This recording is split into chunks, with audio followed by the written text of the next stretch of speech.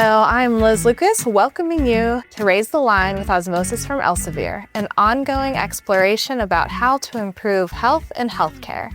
Today we're going to learn about an education company that, like Osmosis, creates engaging visual content to help learners master complicated medical information. But in this case of RekMed, the primary target is the field of nursing, from the basics all the way to what bedside nurses need to know. RekMed also offers content for medics, respiratory therapists, medical assistants, and veterinarians. The founder of RekMed, Jennifer Zahourek, is a deeply experienced RN in pediatric and adult emergency medicine and critical care, and has worked across the country in over 15 emergency departments. The interactive learning system she developed includes illustrated planners, books, and videos that have millions of users. And we actually had the opportunity to meet in person at a nursing conference not too long ago, and your fun and useful products just immediately caught my eye. So thank you so much for joining us today, Jennifer. Thank you. I'm very excited. I love everything Osmosis, and I've definitely used you guys for sure over the years. So Osmosis is amazing. Oh, and it was so great to meet you too at the conference. Yeah, that's for sure. It really was. Well, I'd like to start with learning more about you and your career journey, because I understand that you actually didn't follow necessarily a straight path into nursing. Yes. So in the beginning of my early childhood, I was actually terrified of blood. I used to pass out and faint. So that was kind of number one, that really anyone in my immediate family, anyone that knows me since I was like even under 10, it's like, how are you the girl that's dealing with blood? Because I've broken teeth and I've knocked myself out because I would pass out as soon as I saw it. So that was kind of a funny part of how really I don't think I was meant to be initially a nurse. I did go for nursing school originally. And when they said we were going to do IVs on each other, I ended up passing out in the middle of orientation. And I was like, there's no way I can't do this. So then I went and became a mental health counselor. And the first day working at Children's Hospital on the job, I looked at all the nurses and I was like, this is insane. This is all I want to do. Why am I here? I just want to be a nurse. So I went back into nursing school. And unfortunately, because of my dyslexia and my ADHD, test taking for me is honestly so incredibly hard. I didn't even know that I had ADHD and dyslexia until about college, my first go around when I graduated with psychology. And then finally a teacher had pointed out to me that he was like, I don't get it. You can answer everything so well in the middle of class, but when it comes to test time, it's like you're not even present in class at all. And so then he sat me down and we kind of walked through that.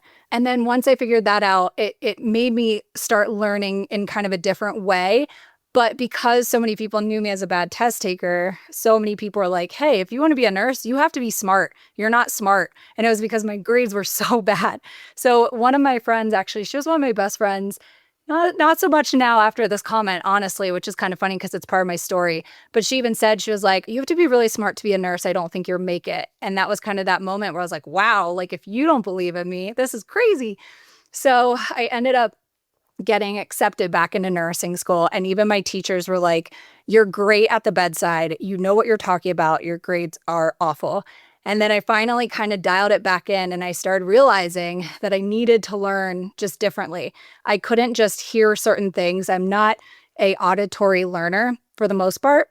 I have to physically see examples. I have to break it down and know like more of the annoying 7-year-old, like why kind of thing. And then once I do that, everything just makes so much sense. So I didn't really know that this path would whatsoever be a part of my journey. But when I was in nursing then and I started growing as a nurse and I thankfully became a nurse and I feel like I got by at the skin of my teeth, honestly. I was the one that got like 200 and some NCLEX questions. I thought I failed immediately. I feel like just like every nurse, when we take NCLEX, we all think we're going to fail the second we get out of there. 100%. By the grace of God, I did pass. And then really it's funny because when I was in the bedside and hospital system, I was like, oh, like I felt like I thrived because you're not like A, B, C, D questions. I was like, oh, this is so easy, like patient care. I can talk to anybody. That was an easy thing. And then I feel like I just was so excited to learn everything I could too, because I really wanted to be really good at nursing because my grades like basically always told me that I was never going to be able to be successful. So then I noticed in my nursing journey, the more I followed doctors into the rooms, the more I started like listening and hearing that like pathology and whatnot. And then it started getting to the point where my peers were like, hey, you are really good at breaking things down. And I was like, oh, I think it's just because I have to work so hard at it. And then that is kind of what started leading me into RekMed, essentially, which is kind of crazy. So I went home and I actually wanted to like create worksheets that were like basically a way to break down like diabetes, for example. And I was like, but every artwork I found, I was like, I can't use this image because it's not exactly what I want. And I have to pay someone $1 million to just change the small image because then like I didn't have $25 for one graphic or like every time I wanted a graphic. And then another like $10 to have that graphic rechanged. And I was like, you know what, screw it. I have to learn graphic design. And then that's kind of what I started to do. And I was like, I just want to build these pages because I want to explain to people simple ways to learn because I struggle. And I feel like I've cracked this weird code of like visuality kind of thing. And then I started making pages and it's crazy because something that I just was like, oh, it'd be cool if this was resourceful became everything we're talking about. So that's kind of like in a nutshell, my crazy path into like nurse land. And then here we are. That's such an interesting journey. And I love the fact that you felt passionate enough to have reached a few barriers and just broken through them anyway, because you knew this was the right place for you to be. Yeah, it's one of those where I think a lot of people in our lives, like we have these moments where we're like, I know what I want, but even if somebody else doesn't believe it, you don't even believe the negative. You're like, you might say that, but I know like that's what I'm supposed to do or I want to do, or, not necessarily that was even a calling. It was just like, I wanted it so bad. And I think that made me like push harder because I was like, I don't care what you guys are saying. Like, I'm going to be a nurse. What a fabulous test of grit. Yes. Thank you. I always say too, there's no wrong way to become a nurse. Everyone's nursing journey is the right way for them to become a nurse. Exactly. It's so true. That's so interesting. Yeah. So you alluded to this a little bit for sure, but how exactly did RekMed come to life? And what was really that true spark that kicked things off? Yeah. So there is so much more to that. I started creating these pages and my whole goal was like, I want people to just learn. And when people started telling me, they're like, you're really good at starting to explain things or like break things down. What's funny is I would be a travel nurse and I would sometimes get students that would have like a different preceptor. And then I would go like, be like, oh, well, hey, I have to go do this. I'll take your student. And then the students would more so be like, well, I kind of want to follow her around because she talks me through so much more. And then it's funny, I started getting assigned students and I remember deep in my soul thinking like, oh my gosh, this is kind of my nightmare because I always felt like I wasn't good enough to be the person explaining this stuff because my test grades were never good and I was never excelling academically. But then I also was like excited because I was like, I want to show people more of not just like, here's how we put a Foley, but here's how like you put a Foley in somebody that's like maybe got different barriers to do it. And so I started feeling this like mission of like, there's so many different ways to do stuff. And I want to not just teach you now, but I want to teach you like multiple ways. So that way, if you struggle, it's really, I think the theme of my life has been, I struggled. I didn't want other people to struggle. And so that was kind of a big part of it. So anyways, when I created these pages, I, with my ADHD, am a huge schedule list planner person. So I started making these pages and I was like thinking to myself, like, I don't want people to get these pages that I'm making and just basically put on their desk and never use it again. And so if they do that, that's really defeating the whole purpose of like everything I'm doing.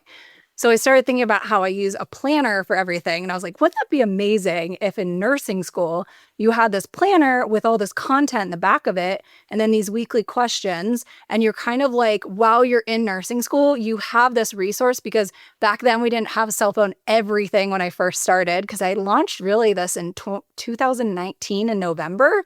So I started creating RekMed back in 2017, 2018. So it took me like a year to learn how to do graphic design. And then I got my first book. So I created this planner with the content in the back of it of November 2019. Well, we didn't have like Google calendars like crazy and all these other things that, oh my God, it's crazy. I think how like that's not really that long ago. And so people relied more on that physical planner, especially in school. And that was kind of the purpose. I wanted them to definitely use it, not just get this product. It sits on their desk and then they paid money for something that they're not like utilizing. And so what's crazy is I made my first planners. I actually worked a whole bunch of overtime. I used to work at Highland Hospital in Oakland. And thankfully and that trauma center, oh my gosh, you can get so much like overtime there. It's crazy. So I saved my money and I saved about 15 grand up and I bought 500 books initially. When they got sent to my house, I like bawled my eyes out because I'm like, oh my God, what did I just do? I don't know if anyone's going to want this. Like, this is crazy. Like, I just have all these books. If no one wants it, I'm just going to have the biggest bonfire of my life and just like cry because like I made this product. I don't know if people want it. So then my husband was like, I think you're being crazy. Like, just put it out there. Like, just, you work so hard for this. So I put my first ad up on Instagram and 2 planners got sold literally that day. And I remember thinking like, holy crap, like this is working. It's crazy. And I was excited. And then it was like people's Christmas presents because it was November. And I felt this pressure of like fear of like, I made myself so vulnerable putting myself out there making this. But what if my reviews then and people are just like, oh my gosh, this is stupid. And so I was so afraid to do it. And that I think is such a testament too of no matter what you start, no matter what you do, and even now, 7 years later, because I started building 2 years before, year or two before RekMed, it's always, always scary, but you just have to freaking do it, really, is what it comes down to. And then really from that point, it's crazy. We sold the 500 almost instantly, sold 1,000 another month later. And I was like, holy crap, I think I'm onto something. COVID hit.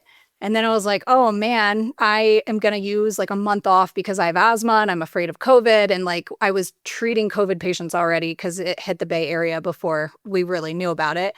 And then I really took some time off. And within like 6 months, I had already sold like, I think 10,000 books or more. And then within the year, like we hit like 6 figures. And I was like, what just happened? Like it was crazy to see it blow up. But it was definitely a matter of not money. I didn't care what we were like making. It was just the fact that I was like, oh my gosh, I get to not just educate my patients. I'm actually getting an opportunity and the ability to like help all my like fellow colleagues in nursing. And I think that was a lot of it because that it wasn't supposed to be something to make me like money as a business. It was really just like, I struggle. I don't want you to struggle. How can I make this happen? Kind of thing. And what a cool full circle, because I'm sure that struggle you experienced is what makes you so good now at what you do. Even the students very early on identifying you as the preceptor they preferred, because it's one thing to, like you said, to show a student how to do something, and it's difficult to explain sometimes why. You think, well, that's because that's just the way we do things. Right. Yes. But for you and your experience, you take those extra steps to really understand all the context surrounding why nurses do the things they do. Mm-hmm. And then you're able to relay that either verbally or through your awesome notebooks. Thank you. Yeah, thanks. Very cool. I think that is true. It's like nursing is so not linear at all. Like there are so many different ways to do everything. And like even when I was a travel nurse, I remember this one girl, she's amazing. Her name's Brittany. She even was like, you are like, I don't know, at this point, I was like 13 years into nursing. And she was like, oh my gosh, what if I'm like, I'm so sorry if I'm telling you something you already know. And I was like, you could teach me how to give Tylenol. I don't care. Because there's probably 6 ways to give Tylenol, to be really honest with you. Like, absolutely. It doesn't matter what it is. There's always a new way you're going to learn. And that's what I love about it.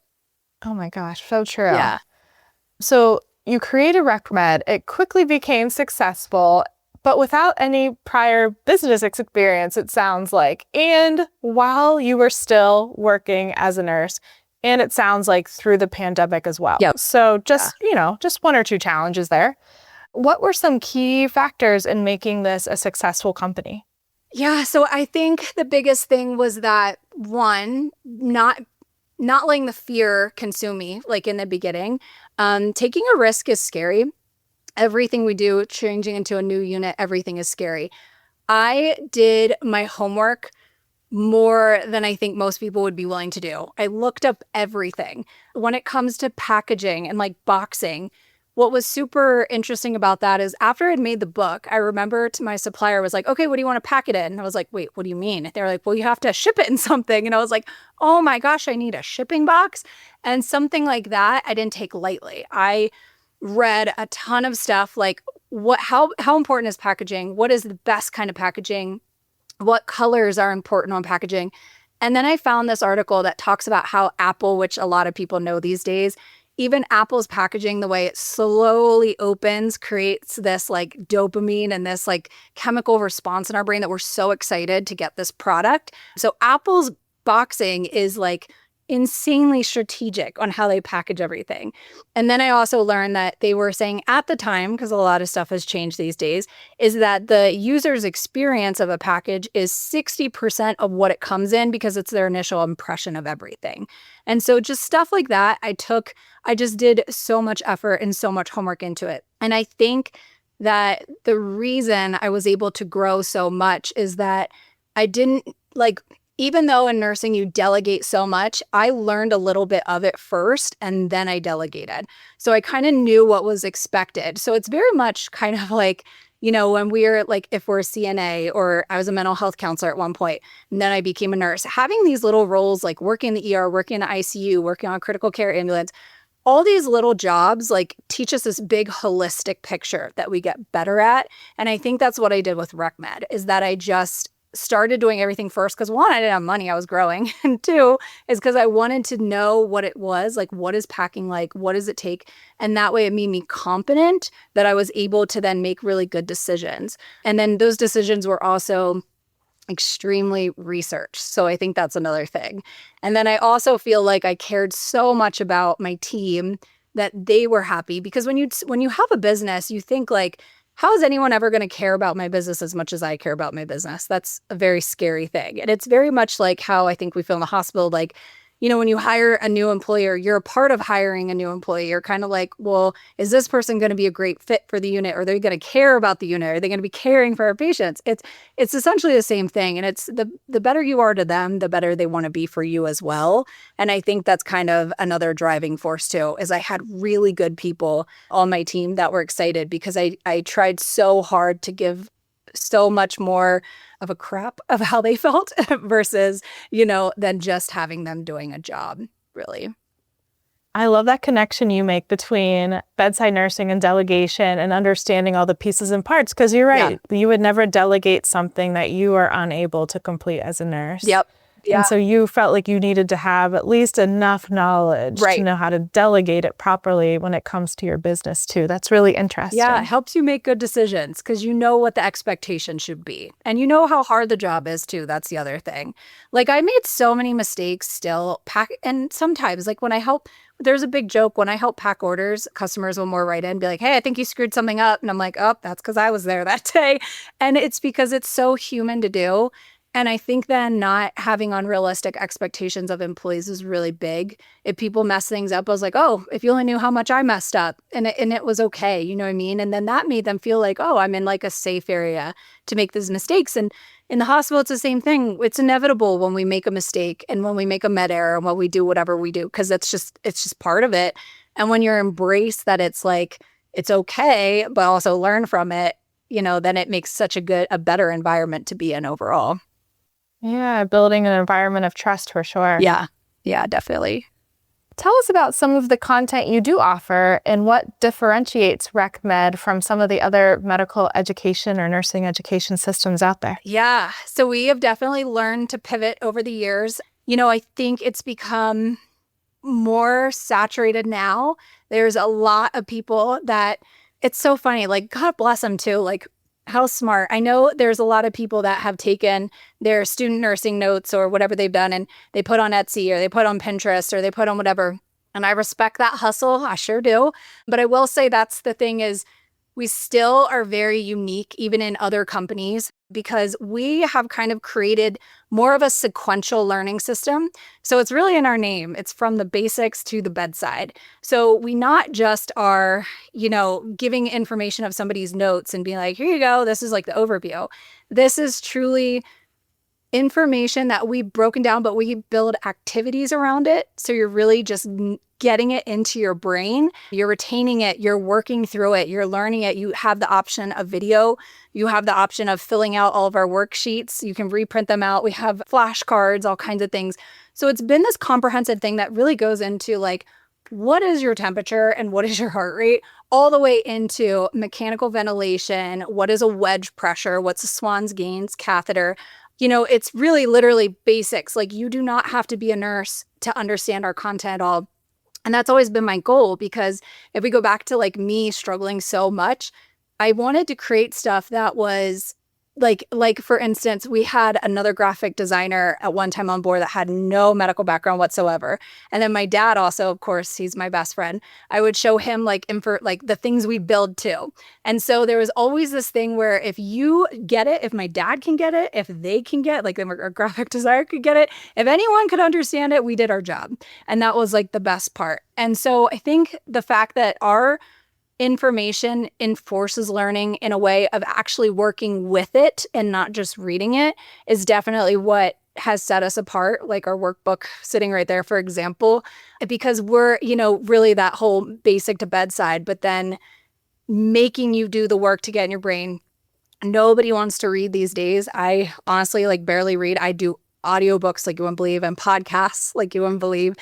And I do like reading, like if I can outside, but at the same time, when it comes to a nursing textbook, people do not want to read. And that's exactly like how Osmosis thrives too, is because they want the visual learning and they want those short clips and everything that like you guys also give. And so that was kind of the thing is, we know the student needs to study, but they don't want to read a bunch of stuff. So there's the content on the left, and then there's the activity on the right, and it makes them do the work. And then that way it's engaging in a way that they're just not sitting there reading chapters, which is great. Oh, it's so great. How useful and how helpful. And this is another question that we happen to just touch upon, but maybe you can provide even more context and detail. How did nursing prepare you then for being an entrepreneur? I actually believe that if you have put a couple years in nursing, I feel like nurses could run the world in business, honestly, because the fact that there's so many things that we face especially in the healthcare system, you can do anything with nursing. But there is something to be said about working in a unit, working in, a hospital that has a high patient load, especially like at a trauma center. And some of the places I worked at, non-trauma centers, were way worse than some of the stuff I even saw on a level 1. But to learn the delegation, to learn the multidisciplinary team, to learn how to do a lot of things outside your role, to learn to say no to things that are in your role, not in your role, sorry. And the way that you just have so much pressure, learning how to talk to a patient, learning how to talk to an angry family, learning how to talk to lab and the doctor.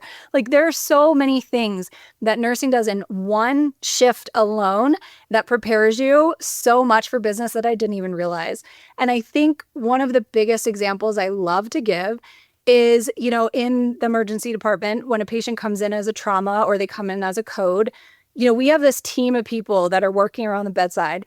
And we'll do something and like, we'll see if that works. And let's say we put in the chest tube and they're still not breathing well. We don't just say like, well, okay, didn't work. All right, guys, let's go room 3. Like, we're like, what's next? What's next? There's no such thing of taking, a situation nursing and being like, well, that didn't work. We give up. Really what it is just this constant pivot. And because of that and not giving up, it builds almost that resiliency or endurance, I should say. And so in business, it was kind of one of those things that as I was getting started, if something didn't work, it really didn't matter because I was like, okay, it didn't work. What's next? And I think nursing is truly what's responsible for that. I never looked at it as like people, I get a little frustrated because it's like, oh, people, I love failure. I love to fail. And I would get mad because I'm like, I don't think I was failing. I think it just didn't work. And that's all it was. And so I just need to pivot. And so pivoting is a huge part for us too here at RekMed. But it really is like, that's what nursing does. It teaches you how to just be resilient. It teaches you to pivot. It teaches you to have high stress. It teaches you to delegate. There's so many things that it does. And I think that's the beautiful thing of it is if you can get years in, or the more you can, and various units to just get this like holistic picture of how things work. I mean, really nurses, I think could like literally be some of the best entrepreneurs on planet Earth. So yeah, definitely do. I think they could run the world. That's for sure. I agree. I think in a lot of ways we already do. Yeah. And we are still farther to go, but yeah. I totally agree. I would think too that another aspect is both being a business owner as a nurse. It's almost like you serve as the center of the wheel, like all the spokes attached to you in both settings. Yes. Yeah. It's so true. Yep. What is your proudest moment being a part of RekMed? I would say this is like a 2-part thing. There's the thing that makes me the very happiest is every like time somebody has written in and been like, wow, your stuff has helped me so much, pass on clicks, or it's helped me with this, or it's helped me with that. When I see that, it like goes back to the core mission of why I started, of really just like, I wanted my struggle to help people. And when people are like, oh my gosh, this really helped me through, I was like, that's all I ever wanted. It didn't matter, what happened along the way. I wanted this to be a tool for people. And then on the other like business end of it, it's funny, like I think, when we every kind of, I don't know what you want to call it, like partnership or sale or thing we've done, like we actually partner with the Emergency Nurses Association for a workbook. We do their whole new grad program. We have a whole bunch of universities and healthcare systems also that are buying our books. Those are huge wins for sure. But I think overall that those wins mean a lot, but they are like, oh my gosh, this is so great. This happened today. But then it's like kind of on to the next reaching thing. And I think the proudest thing of RekMed is like taking a moment like this. And when I reflect on the whole entire journey of how this came through is really like what to my core makes me its happiest.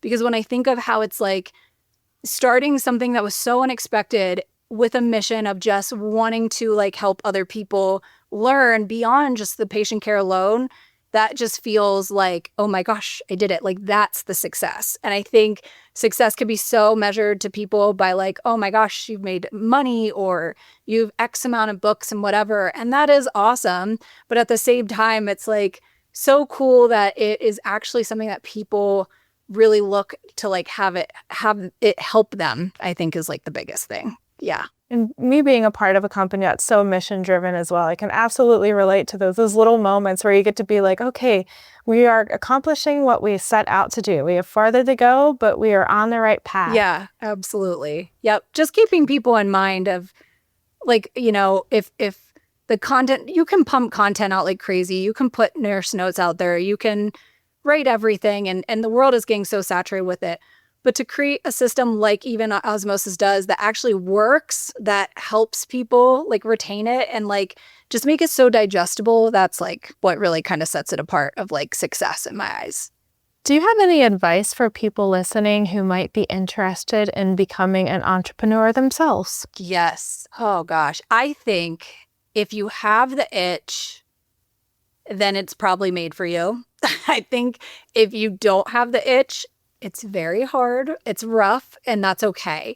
I will say that people think if they start like entrepreneurship or if they start a business, they have to have all the steps together instantly. And that couldn't be further from the truth. You don't need it together from day one. The whole thing is gonna make you grow. It's exactly like if you show up to the ICU and you're like, oh my God, there's ventilators and there's all these new things that like I don't normally do. If you look at the macro picture, oh my gosh, is it overwhelming?